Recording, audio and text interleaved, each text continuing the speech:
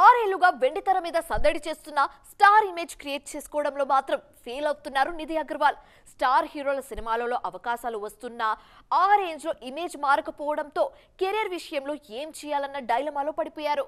ఈ టైంలో మరో క్రేజీ ఆఫర్ అమ్మడి తలుపు తట్టింది. బాలీవుడ్ మూవీతో సిల్వర్ స్క్రీన్ ఎంట్రీ ఇచ్చిన సౌత్ సినిమాల మీద ఎక్కువగా కాన్సన్ట్రేట్ చేశారు నిధి అగర్వాల్. 2019లో రిలీజ్ అయిన ఇస్మార్ట్ శంకర్ సినిమాతో తొలి సక్సెస్ ను అందుకున్న ఈ బ్యూటీ ఆ తర్వాత మళ్లీ ఆ రేంజ్ లో సందడి చేయలేకపోయారు. దీంతో అమ్మడి పేరు ఫిల్మ్ సర్కిల్స్ లో వినిపించడమే తగ్గిపోయింది.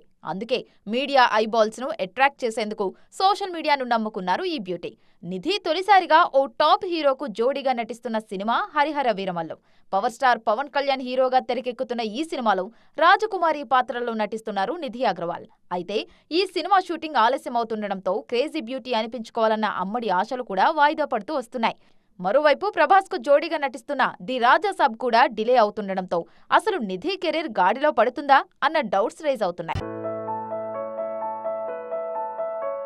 ప్రతి ఒక్క ఐవీఎఫ్ క్లినిక్ లో మీకు ఈ డిస్కౌంట్ ఇస్తాము, ఆ డిస్కౌంట్ ఇస్తామంటారు. కానీ మేము బిడ్డని ఇస్తాం అని ఎందుకు చెప్పడం లేదు?